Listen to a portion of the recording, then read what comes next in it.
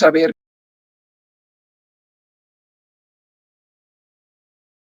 el proceso, quién decidió qué es esta Biblia, qué debe estar en la Biblia, quién tiene el derecho de decidir eso y qué les dio ese derecho. Ahora, la Iglesia Católica Romana, por supuesto, afirma que ellos son los que tienen el derecho de decidir qué es la Biblia.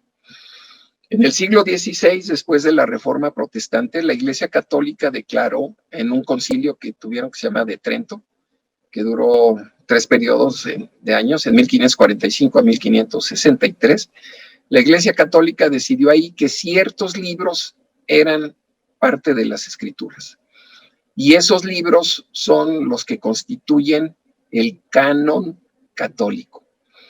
Va una aclaración. La palabra canon proviene del término griego que significaba una vara de medir. El canon se refiere a aquellos libros que dan o no dan la medida. Eso es todo lo del canon. El señor Owen pues cuenta de esta manera las cosas.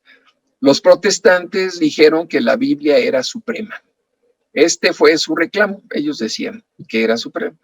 Realmente no funcionó para ellos así en la práctica, pero su reclamo era que la Biblia era lo máximo, era suprema. La Iglesia Católica más o menos les dijo a los protestantes: ustedes ni siquiera saben lo que es la Biblia y la Iglesia es suprema. La Iglesia es superior a la Biblia porque la Iglesia determina qué es la Biblia. Y para demostrarlo, agregaremos algunos libros. Declararemos como parte del canon libros que todavía no estaban ahí adentro. Declararemos eso como parte de la Biblia. Vamos a arreglar el canon y decidiremos qué se incluye en la Biblia y qué no se incluye. Nosotros somos los que decidimos y establecimos la Biblia para empezar. Entonces, la Iglesia Católica dice ser que es la que proporcionó la Biblia. ¿Es realmente así? ¿Y qué hay del Antiguo Testamento? ¿Quién lo hizo? ¿Qué hay del Nuevo? ¿Cuándo fueron escritos? ¿Quiénes los escribieron? ¿Cómo saber qué libros son parte de la Biblia?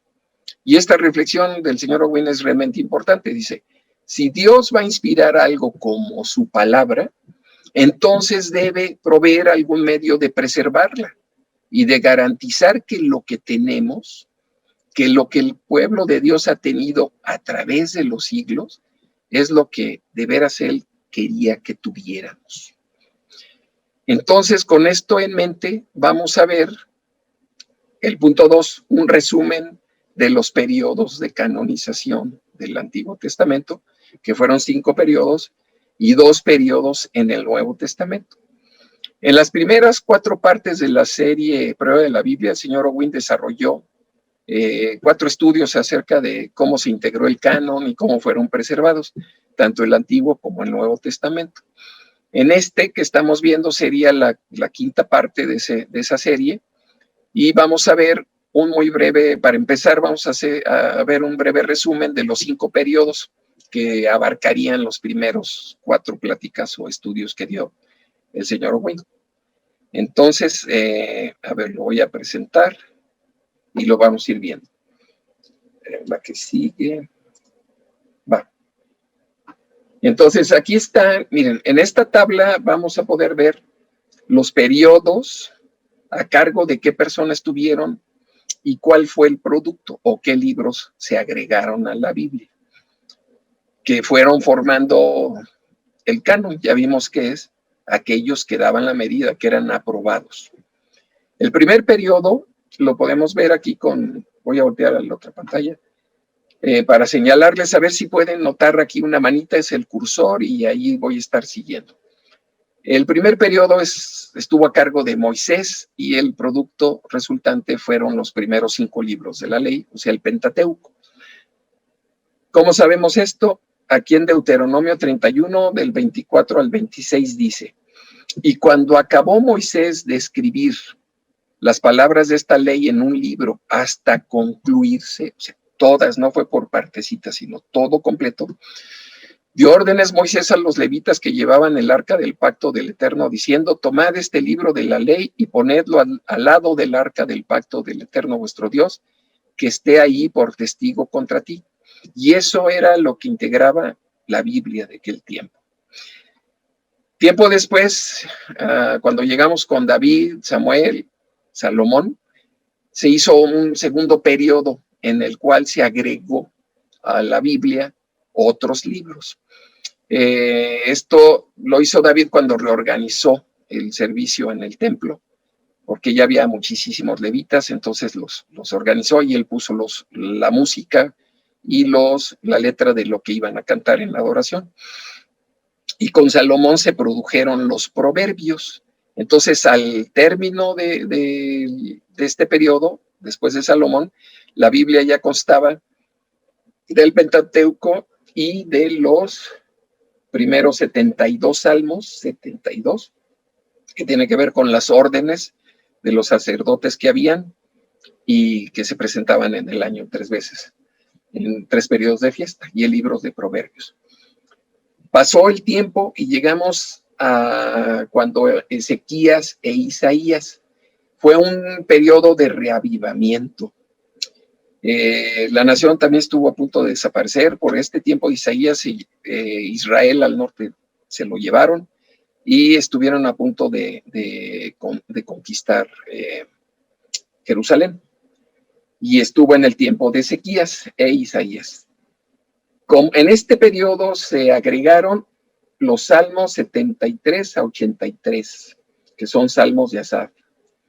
Los salmos 120 a 134 son, si ven en su Biblia en impresa, dice cántico gradual.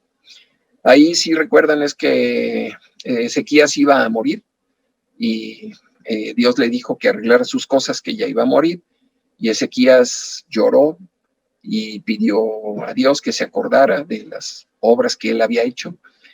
Y entonces regresó Isaías y le dijo, bueno, que iba a vivir 15 años más. Entonces se agregaron, Ezequías agregó 15 salmos más, uno por cada año más de vida.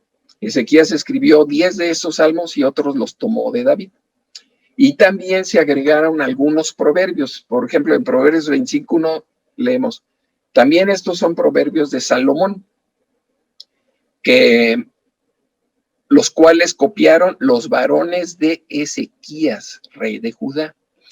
Y también aquí explica el señor Owing que Isaías, el libro de Isaías y varios más fueron escritos en ese tiempo y que los acomodó Isaías.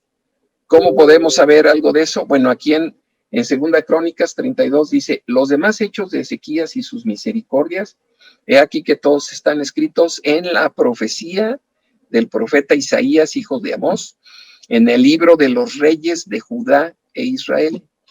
Notan que acá arriba dice que primera y segunda de Samuel y primera y segunda de Reyes. En algunos libros, en los mismos impresos, se puede leer que el primera de Samuel es el primero de Reyes. Segunda de Samuel, segundo libro de Samuel es el segundo de Reyes. Y el primero de Reyes es el tercero y el segundo Reyes es el cuarto. Todos esos eran un libro para los hebreos. Pero eso están en los otros estudios. Ahora, en el periodo cuarto de canonización, o sea, se dan cuenta que se fueron agregando cosas a la Biblia. Es el periodo en el que están Josías y Jeremías. Josías, Dios le dijo, porque se había conmovido cuando encontraron la ley en el templo, Dios le dijo a Josías que durante su vida no iba a haber los males que él iba a traer sobre Jerusalén. Entonces, lo único que estaba entre la destrucción de Jerusalén y era Josías. Entonces, cuando Josías murió, pues fue una tragedia porque ya venía la destrucción.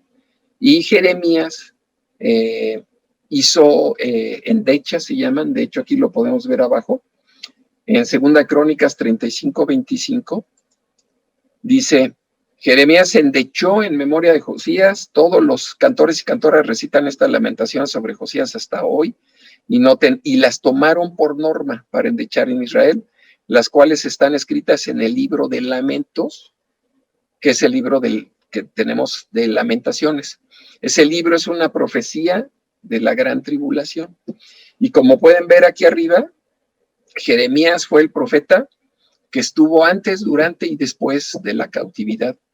Y él juntó todos estos libros, Jeremías, Lamentaciones, Oseas, Amós, Abdías, Jonás, Miqueas, Habacuc, Sofonías, todos estos profetas menores también, que vamos a ver adelante, fueron agregados al canon de la escritura por Jeremías antes de la cautividad.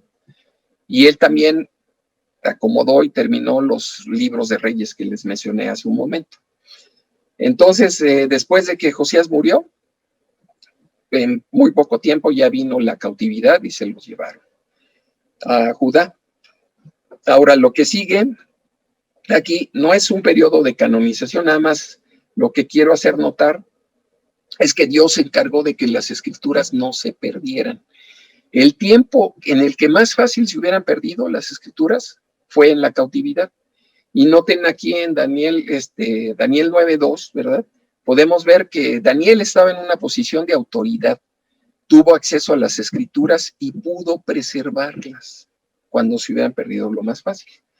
Aquí podemos ver en el año primero de su reinado, de Darío, hijo de Asuero, dice, yo, Daniel, miré atentamente en los libros el número de años de que habló Jehová al profeta Jeremías, que habían de cumplirse las desolaciones de Jerusalén en 70 años.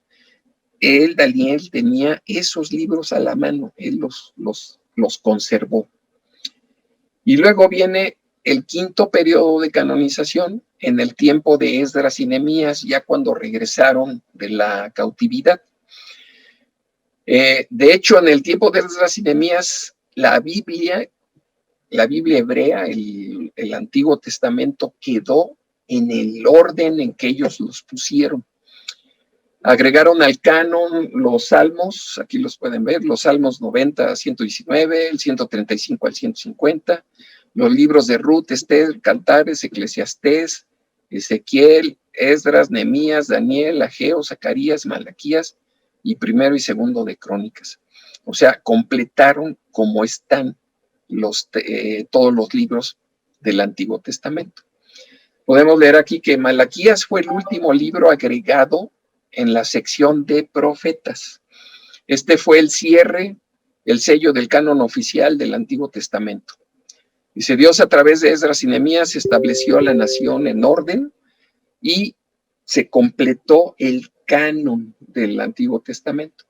Flavio Josefo, que es en el tiempo de Jesucristo, que era un sacerdote y un general contra la guerra contra los romanos, y un historiador, dice, él afirmó que durante el reinado de Artajerjes, que era el tiempo de Esdras y Nehemías, el canon de la escritura quedó completado y fue entregado a la gran sinagoga o asamblea. Esto es muy importante, notemos, desde entonces ya no había habido una sucesión de profetas y nadie más se atrevió a hacer algún cambio. O sea, este fue el periodo de canonización del Antiguo Testamento. Entonces, aquí podemos ver cómo fueron esos periodos, o sea, cómo es que la Biblia se integró. Y para el Nuevo Testamento, la Iglesia Católica alega mucho que ellos definieron qué libros y demás, pero sus congresos o concilios eran para ver qué libros quitaban, no para ver cuáles eran los libros apropiados. Entonces, miren, el sexto periodo estuvo a cargo de Pedro. Y aquí hay tres citas en donde se puede entender que Pedro se encargó de juntar todos los libros del Nuevo Testamento, los 22 primeros libros. Leemos aquí en 2 Pedro 1, del 13 al 15, dice, pues tengo por justo en tanto que estoy en este cuerpo, el despertaros con amonestación, sabiendo que en breve debo abandonar el cuerpo como nuestro Señor Jesucristo me ha declarado. O sea, él ya sabía que pronto iba a morir. También yo procuraré con diligencia que después de mi partida vosotros podáis en todo momento tener memoria de estas cosas. ¿Cómo puede uno tener memoria de estas cosas? Pues viendo las escritas. Está diciendo que va a juntar las escrituras. En 2 Pedro 3, del 1 al 2, aquí vemos lo mismo. Amados, esta es la segunda carta que os escribo y en amas despierto con exhortación vuestro limpio entendimiento, para que tengáis memoria de las palabras que antes han sido dichas por los santos profetas y el mandamiento del Señor y Salvador dado por vuestros apóstoles. Ahí está juntando la Biblia.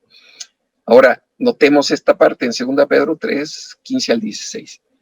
Y tened entendido que la paciencia, en esta partecita, que la paciencia de nuestro Señor es para salvación, como también nuestro amado hermano Pablo, según la sabiduría que le ha sido dada, os ha escrito casi en todas sus epístolas, hablando en ellas de estas cosas, entre las cuales hay algunas difíciles de entender,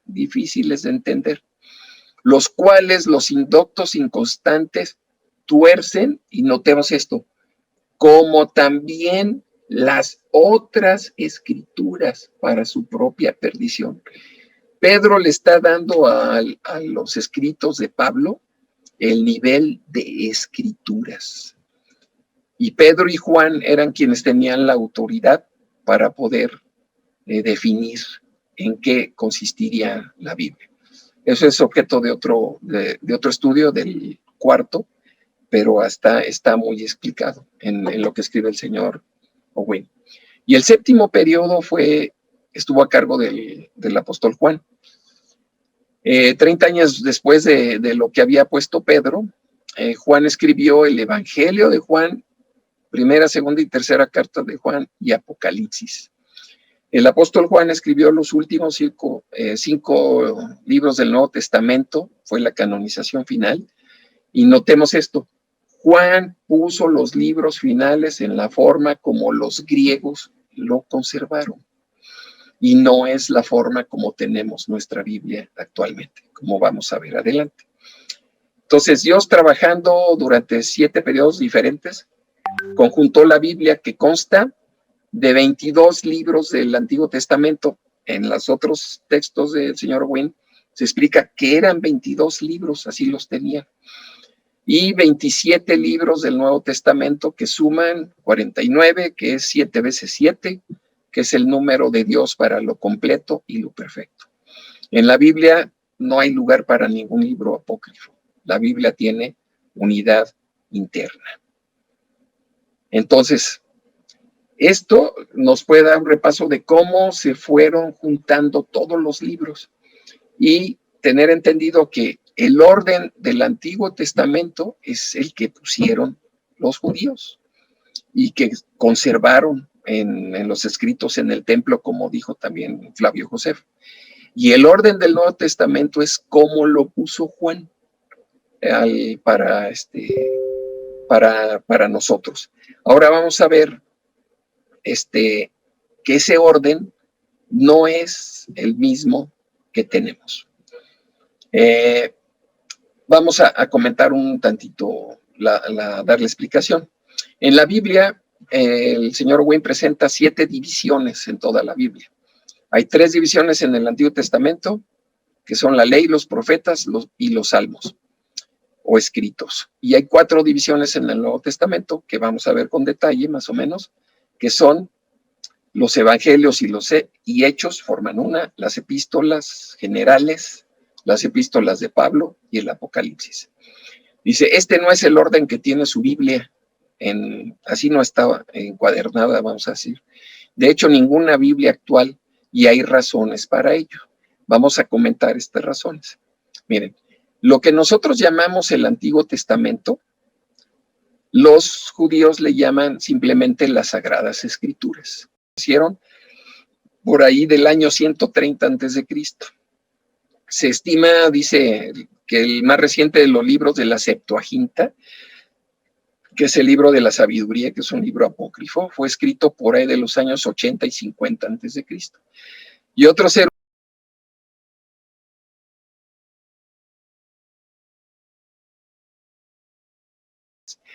podemos ver que para los que trabajaron la ley, los profetas y los escritos, la ley, los profetas y los salmos o escritos no tenían sentido para ellos. Ahora hay otra cosa importante. La Vulgata fue una traducción a la Biblia del griego al latín, realizada a finales del siglo IV. por Jerónimo de Estridón. Fue encargada por el Papa Dámaso y las traducciones del Antiguo Testamento provenían casi todos de la Septuaginta griega. Ahora, cuando se tradujo la Biblia King James en 1611, siguieron el orden que ya estaba en uso, que era el orden de la Vulgata, que venía de la Iglesia Católica. Y al seguir ese orden es el que tenemos ahorita, de la Vulgata, es el que de algo. Vamos a ver qué es lo que se pierde. Dice el señor Owen que los manuscritos griegos fueron preservados en un orden particular y que solo una traducción conservaba ese orden adecuado. Era la traducción de Iván Panín. Y buscando encontré, está interesante estos libros de Iván Panín, el Nuevo Testamento en el original griego, y realmente tiene el orden que presenta aquí el señor Owen. Entonces comenta, los traductores acudieron a las fuentes correctas, pero perdieron de vista que Dios es un Dios de orden, que incluye orden en un sistema y que tiene razones para hacer esto. Entonces ahora vamos a ver el orden inspirado que difiere del orden con el que estamos familiarizados. Y vamos a ver por qué esto tiene relevancia. Entonces, ya vimos esto. Reconoció que lo que estaba escrito en la ley, en los profetas y en los salmos, en esas tres divisiones, era lo que constituía las escrituras. Y miren, en esta figurita de aquí abajo, puse, vean, dice las escrituras sagradas, de acuerdo al texto masorético, una traducción nueva de 1917. Lo interesante de esto es que podemos ver en este lado derecho el orden de los libros. Aunque está en inglés, aquí podemos ver la ley, los profetas y los salmos o escritos. Todos estos que están aquí de Salmos, Proverbios, Job y demás, y terminando en Segunda de Crónicas, eso es los salmos o escritos. Y así es el orden que los judíos mantuvieron. Ahora, esto lo podemos ver, espero que no sea mucha sorpresa para muchos, pero estos libros de la Biblia, hablando del Antiguo Testamento, del Nuevo Testamento, y estas divisiones y este orden, aparecen en la primera lección del curso por correspondencia que el señor Owen desarrolló.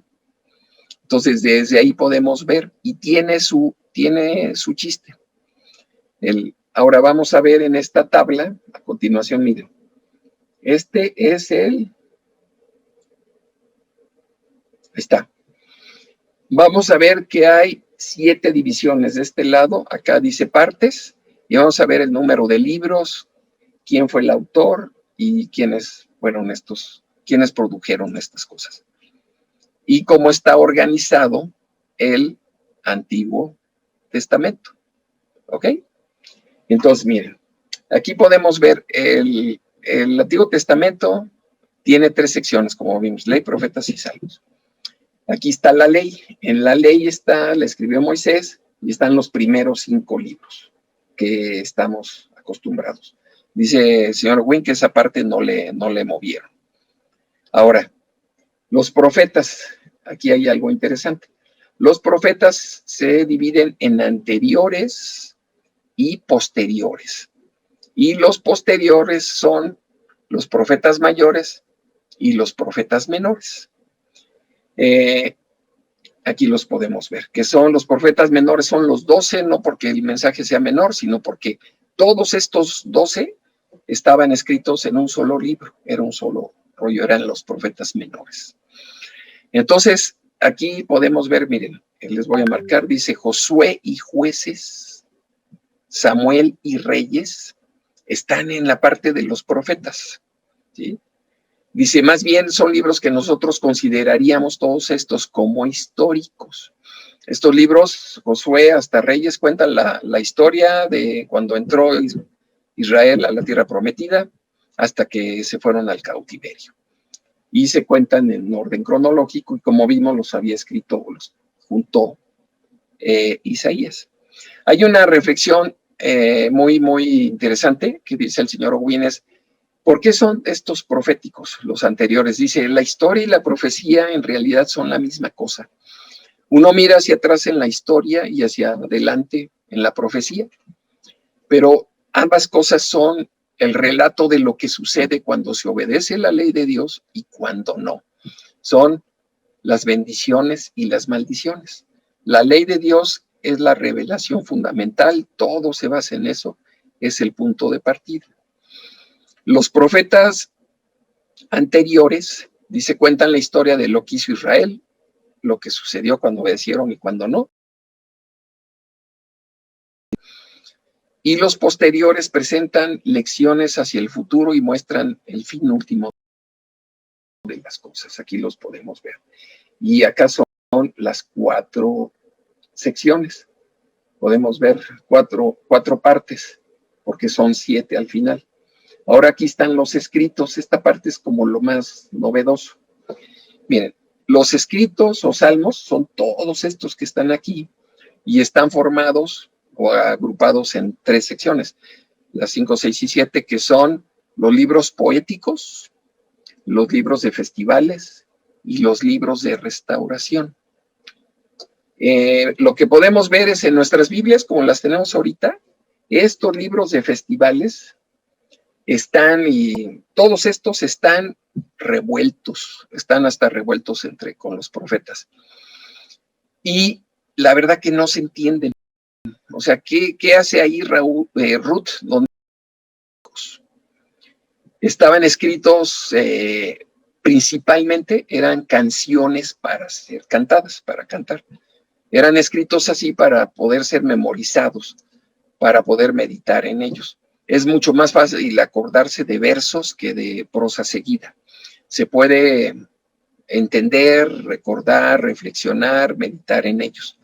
Hay que meditar muchas cosas, repasarlas para poder captarlas. Ese era el sentido de los Salmos, Proverbios y Job. Los libros de festivales, estos se leen, los judíos los leen en ciertas ocasiones del año. Como pueden ver aquí, en Panes y Levaduras se leía el Cantar de los Cantares. El por qué está muy largo, no nos alcanza ahorita a poner. El libro de Ruth se leía en Pentecostés y lo siguen leyendo en Pentecostés. No entienden bien el significado porque tiene que ver con el matrimonio de Cristo y la iglesia formada por aquellos que no éramos israelitas, que no somos israelitas, que Dios llama a otras personas, no solo a los israelitas. Y es una historia pues paralela con el Pentecostés.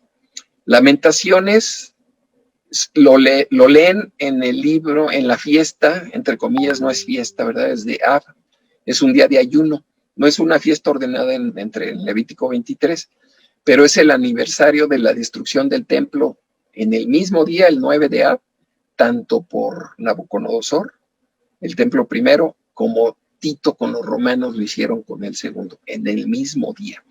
Así que los judíos tienen una mayor razón para ayunar. Es una especie de día de la independencia, pero al revés. Y es una profecía de la gran tribulación, de la cual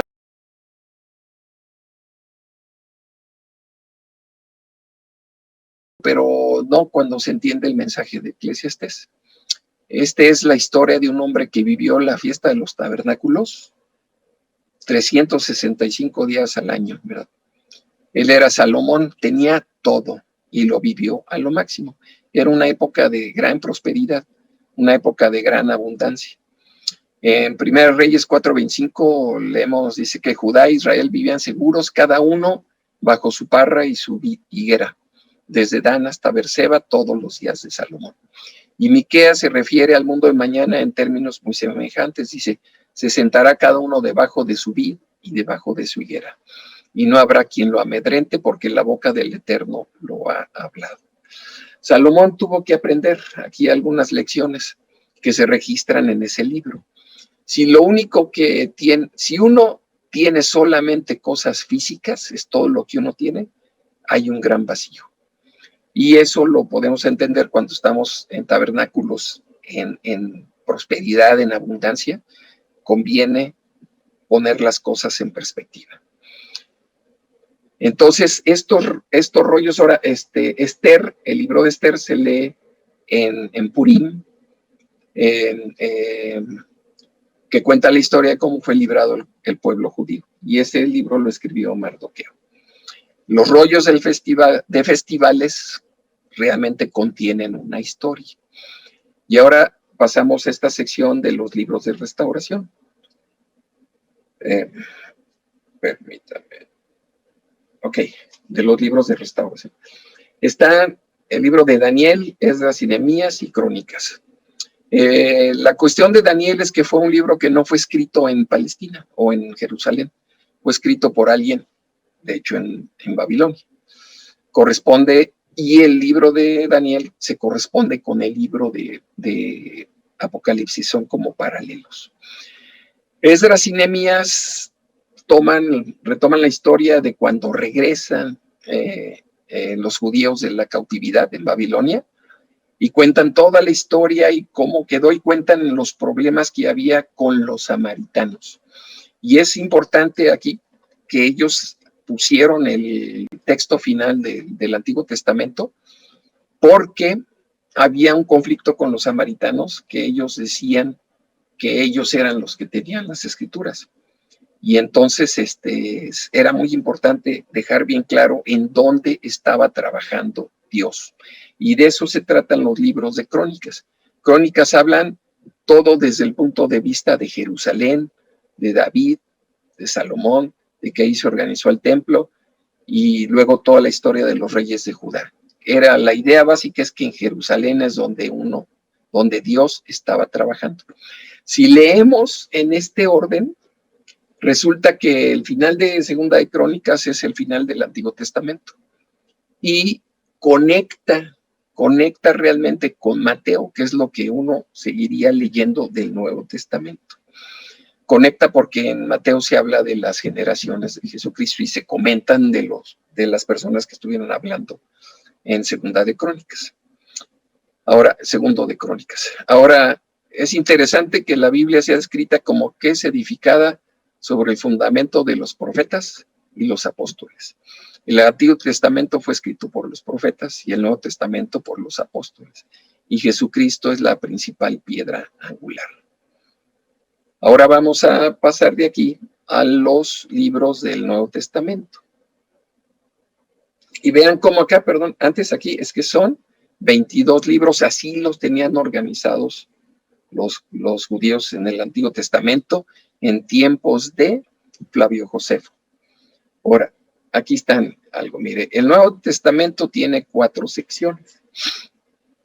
Evangelios y Hechos, las epístolas generales, o sea, en nuestras Biblias pasan de Evangelios y Hechos, pasan a las de Pablo, pero las epístolas generales, estas 4, Santiago, Pedro, Juan y Judas, iban ahí en ese orden antes de las de Pablo. Entonces, y luego las de Pablo van están organizadas a 7 iglesias, una epístola general y las pastorales. Ok, vamos a pasar aquí. Entonces voy a presentar, y luego la sección 4 son Apocalipsis. Vamos a ver estas. Miren, ¿por qué presenta aquí Owen los evangelios y los hechos como algo junto? ¿Por qué considerarlos como una sección? Bueno, anoten por ahí, por favor, en Lucas 1, versículos 1 al 4.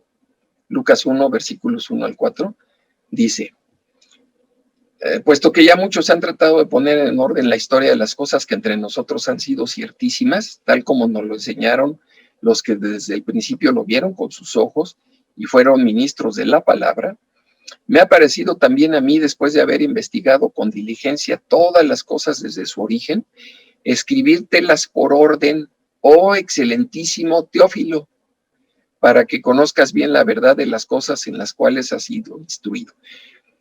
Así inicia el Evangelio de Lucas.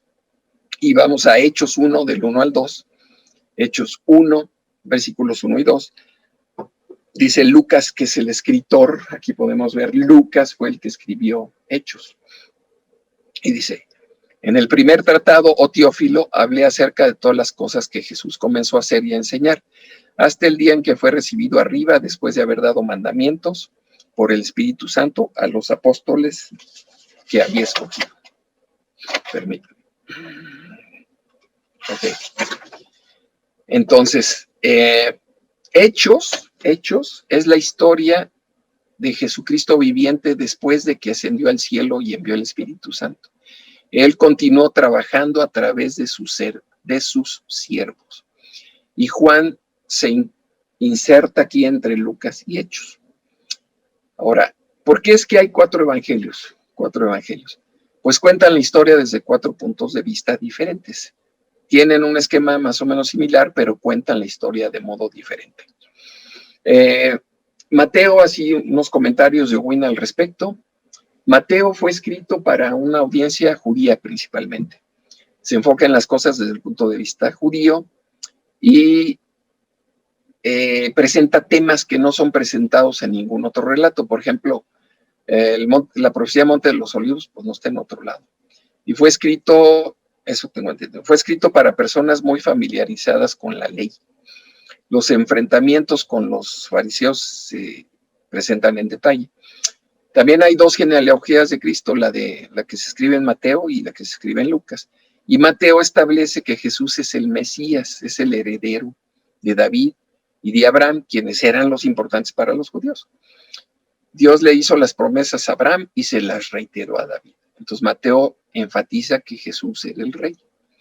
Ahora, el evangelio que escribió Marcos era el acompañante de Pedro y fue el evangelio que circuló en el área que Pedro administraba. Este evangelio de Marcos es notorio que se enfoca en las cosas que hizo Jesús más en lo que dijo. Si uno lo lee, va viendo la secuencia y dice, y a continuación, y enseguida, y así. Es el que lleva el orden cronológico. Y el de Lucas acompañó a Pablo. Entonces era el evangelio que se distribuía más entre el área de los gentiles, los que usaban ellos. En la genealogía de Cristo, que escribió Lucas lo remonta hasta Adán, mostrando un vínculo común con toda la humanidad. Pues era el evangelio para los gentiles. Este es el evangelio que circuló donde Pablo predicó. Ahora, el evangelio de Juan fue escrito mucho más tarde que estos 3 primeros. Y Juan, pues no pone muchas de las cosas que ya están allá. Él lo que hace es que presenta a Cristo lo que dijo e hizo Jesucristo en 7 ocasiones, en 3 Pascuas, en Pentecostés, la fiesta de las trompetas, fiesta de tabernáculos y el último gran día. Y Juan se centra en lo que hizo Jesús en esas ocasiones. Juan simplemente agregó material que era importante que la iglesia conociera, porque en el tiempo en el que escribió Juan ya se estaba cuestionando y haciendo un lado la validez de los días santos y del sábado. Entonces, eso es lo que hizo, por lo que le puso ese énfasis Juan.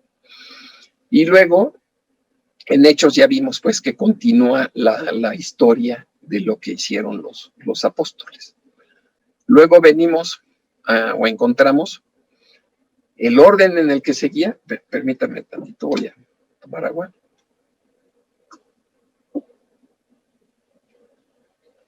Están las epístolas generales, que son las que siguen. No deberían leerse a continuación las de Pablo, sino estas, las generales, y vamos a ver por qué. La epístola de Santiago habla de la fe principalmente. Las de Pedro de la esperanza y las de Juan del amor. En Santiago vemos todo acerca de la fe, que la fe sin obras está muerta, que se necesita fe para ser sanado, el tipo de fe que tenía Abraham. Habla de la fe que hace falta. Cuando uno acaba de leer el libro de Santiago se da cuenta de que hay que hacer algo, aparte de tener la fe. O sea, la fe se traduce en hechos. Pedro se enfoca en la esperanza y Juan explica sobre el amor. Ahí podemos ver en 1 Juan 5:3 que dice, este es el amor a Dios, que guardemos sus mandamientos y sus mandamientos no son gravosos. 2 Juan 1:16, y este es el amor, que andemos según sus mandamientos. Este es el mandamiento, que andéis en amor como habéis oído desde el principio. Continúa, se centra, se enfoca en las cosas que debemos amar. Y también nos dice que no debemos amar al mundo y las cosas de este mundo. Y luego vemos Judas, nos advierte que debemos contender fervientemente por la fe que una vez fue entregada. Le voy a leer Judas, versículo 3, dice, de la versión de la Biblia de Jerusalén, que le pone más énfasis. Dice, queridos, tenía yo mucho empeño en escribiros acerca de nuestra común salvación y me he visto en la necesidad de hacerlo para exhortaros a combatir por la fe que ha sido transmitida a los santos de una vez para siempre. Entonces, cuando ya tiene uno de estos antecedentes, ya está preparado para leer lo que escribió Pablo. Y entramos a las epístolas de Pablo. Pablo escribió a 7 iglesias que podemos ver aquí: Romanos, Corintios, Gálatas, Efesios, Filipenses, Colosenses, 1 y 2 de Tesalonicenses. Y luego escribió la epístola para Hebreos. Algunos críticos dicen que Pablo no escribió Hebreos. Hay una serie de audios, de pláticas que dio el don Mario Hernández, de estudios, donde él explica las razones por las que se considera que el autor de Hebreos sí fue Pablo. Es como comienza esa serie de don Mario. Cuando se incluye Hebreos en la cuenta, resulta que Pablo escribió 14 epístolas y que hubo otras 7 epístolas generales. O sea, realmente hay múltiplos de 7 por todos lados. Dice, Dios hace las cosas en forma lógica y hay orden. Ahora dice, muchos de los eruditos, déjenme asegurar, a ver si, creo que sí, 53, a ver si me da tiempo. Ya, me voy a apurar mucho. Aquí hay algo bien interesante. El orden en el que fue escrito las epístolas de Pablo no es el orden cronológico en que él las fue desarrollando, ¿sí? No es el orden. Si uno repasa las epístolas, se va a dar cuenta que no ese es el orden. La de Romanos no fue la primera, nada más para verlo. Y lo que identifica el señor Owen, que está muy interesante, dice, el orden de las epístolas de Pablo es bien interesante, no es el cronológico. El orden se basa en el esquema del plan de Dios basado en los días santos. Los días santos, las fiestas, representan el plan de Dios para la salvación de la humanidad. Y dice uno, pues, ¿cómo es eso? Pues así muy para cortar un poquito, pero miren, en Romanos está la explicación de la Pascua y los días de panes sin levadura. Romanos 5:8 dice, mas Dios muestra su amor para con nosotros en que siendo aún pecadores, Cristo murió por nosotros. Pues ese es el mensaje de la Pascua. Y en Romanos 6, que se sigue, podemos ver que se trata de que no podemos vivir en pecado, se trata de la necesidad de salir del pecado, que es lo que representan los días de panes sin levadura. En Corintios, Pablo habla acerca de la Pascua y de que la instrucción de la Pascua en 1 Corintios 11, un poco de levadura leuda toda la masa, y que celebremos la fiesta, la de Ácimos. Eso está en 1 Corintios. Y luego, cuando pasa uno a Gálatas, Efesios, Filipenses, Colosenses, todas estas epístolas están relacionadas mucho con el significado de Pentecostés y el trabajo del Espíritu Santo en nosotros. Gálatas 5 habla de los frutos del Espíritu. Dice, Efesios es un sermón completo sobre Pentecostés. En Efesios, es importante leer esto para que nos quede, Efesios 2, del 11 al 12, dice, por tanto, acordaos de que en otro tiempo vosotros los gentiles, en cuanto a la carne, erais llamados incircuncisos, por la llamada circuncisión hecha con mano en la carne. En aquel tiempo estabais sin Cristo, alejados de la ciudadanía de Israel y ajenos a los pactos de la promesa, sin esperanza y sin Dios en el mundo. Y exactamente así era Ruth, era una moabita. Y Ruth le dio la espalda al mundo. ¿Qué le dijo Ruth a Noemí? Respondió Ruth: no me ruegues que te deje y me aparte de ti, porque donde quiera que tú fueres, iré yo, y donde quiera que vivieres, viviré, y tu pueblo será mi pueblo, y tu Dios será mi Dios. Todo esto tiene que ver con que se nos llama a salir del mundo. En Filipenses y en Efesios dice: maridos, amad a vuestras mujeres, las casadas estén sujetas a sus propios maridos. Pero Pablo pasa por esto y luego pensamos que está hablando de los esposos y esposas. Pero más adelante, en el versículo 22, dice que es un misterio sobre Cristo y la iglesia, pues es sobre Pentecostés. Luego Filipenses se enfoca en el Espíritu de Dios y Colosenses continúa con las mismas temas acerca de el significado de Pentecostés, de nuestro crecimiento espiritual. ¿Y qué fiesta sigue? Trompetas. ¿Y de qué habla Tesalonicenses? Pues habla de cuando Cristo va a regresar. En 1 Tesalonicenses 4, versículo 16, el 5, 1 y 2, en 2, 1 y 2, bueno, que tiene que ver con que el Señor mismo, con voz de mando, con voz de arcángel y con trompeta de Dios, descenderá del cielo y los muertos en Cristo resucitarán primero. Eso es trompetas.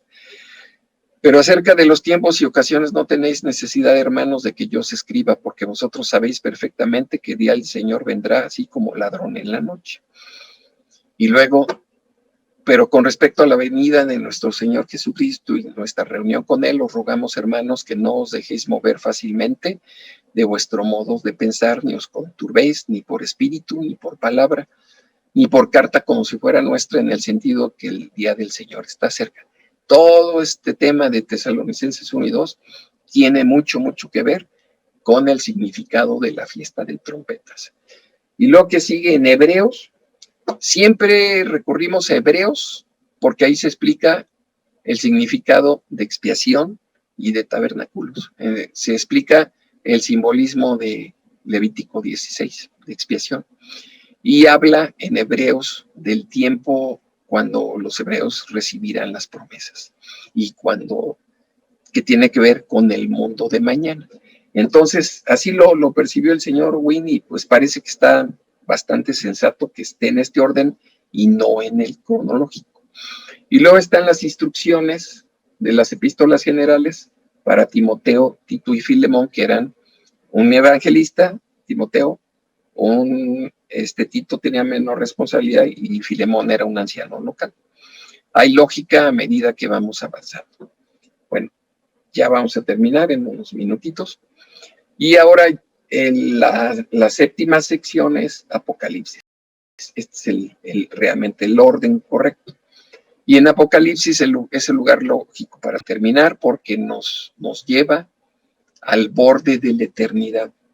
Génesis abrió al principio. En Génesis estaba el árbol de la vida en el paraíso y en Apocalipsis está el árbol de la vida y Dios construyendo su familia. En Génesis y Éxodo y en el Antiguo Testamento encontramos la historia de los hijos de Jacob y en Apocalipsis encontramos que toda la humanidad se convierte en simiente espiritual de Abraham. Que Jacob tuvo 12 hijos y van a estar en las 12 puertas y todo el que entre tendrá que pasar por una de esas 12 tribus. Aquí podemos ver que la Biblia fue escrita durante un espacio de más o menos 1500 años. Sin embargo, a pesar de todo eso, de tantos autores, en todo hay lógica, hay congruencia, hay unidad. Las divisiones de la Biblia, del Antiguo Testamento y del Nuevo Testamento, podemos ver claramente la mano de Dios en su desarrollo y en su preservación. Este libro que Dios le dio a la humanidad, comienza el principio y termina allá, al borde de la eternidad. Contiene cada palabra por la que debemos de vivir, es la base para nuestras vidas. Entonces, así está organizada la Biblia, ese es el orden adecuado de los libros, como Dios lo intentó, como en el Antiguo Testamento lo pusieron Esdras y Nehemías ya al final, y se quedó ahí, y como lo puso Juan al final.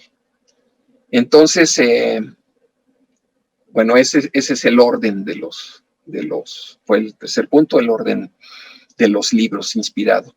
Y aquí les presento nada más ya como un último anuncio, ¿verdad? Miren, aquí para que lo puedan ver, es un programa anual para lectura de la Biblia siguiendo este orden que acabamos de ver. Pueden ver aquí, le voy a subir, miren, lectura de la Biblia en el orden canónico para el año 2021. Aquí les voy a explicar, miren, acá abajito, pueden ver la manita, está Pentecostés, y les voy a explicar un poquitito. Primero, lo de iniciar un plan de lectura de la Biblia en enero 1 no tiene nada de especial o particular o mágico o espiritual. Simplemente es una ayuda para facilitar el seguimiento. Lo importante es leer la Biblia.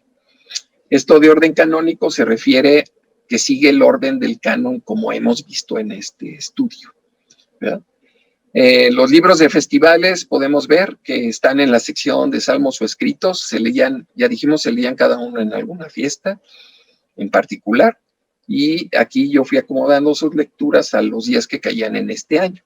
Pentecostés va a ser el 16 de mayo, y en ese día, dentro del plan de lecturas, caería el libro de Ruth aquí en Pentecostés. Aquí también podemos ver que, miren, con estos colores yo le puse para identificar los libros de los salmos, ¿sí? El Salmos lleva 5 libros internamente y son del 1 al 41, el libro 1, del 42 al 72, como están aquí, están con color. Y la idea aquí es de que se pudiera leer a lo largo de todo el año, está repitiendo, todos los días leer algo del Antiguo Testamento, algo de Salmos, algo de Proverbios y algo del Nuevo Testamento. Y Proverbios y Salmos de esta manera se leen varias veces, casi 3 veces en el año. Son 150 salmos, pues se leerían un poquito más de 2 veces. Los Proverbios son 30, pues casi 5 veces. Y aquí estaría un plan para irlo siguiendo. La mayor parte de hay que reconocer aquí, la mayor parte de la distribución de asignaciones y capítulos y versículos las tomé de un plan anual que nos hizo llegar en alguna ocasión el señor Colón, ministro en Puerto Rico. Otras partes aquí las tuve que acomodar de versículos y demás para que cupieran todo en 365 días. Y puse por ahí un espacio para preparación antes de la Pascua, y eso lo verían en el archivo de Excel. Si alguien lo quiere, pues lo solicita y se le hará llegar. Entonces, este es el estudio que preparamos para esta ocasión. Vamos a revisar perdón, estoy buscando aquí donde no. Vamos a revisar esto. Esto es lo que vimos, ¿verdad? ¿Por qué del estudio? ¿Por qué es importante esto? Tuvimos un resumen de los periodos de canonización, el orden inspirado de los libros y un programa anual. Espero que les resulte de provecho. Para mí fue muy, muy interesante repasar este material. Realmente se me hace súper interesante y todo lo tenemos a la mano. La mayor parte está en el curso bíblico y otros están en los estudios que hizo el señor Witt, que también pueden estar a disposición. Entonces, espero que les haya parecido interesante, que les resulte de provecho, y les deseo a todos un feliz resto de sábado, que descansemos, y Dios mediante nos vemos mañana en la transmisión para los servicios. Que tengan buenas noches.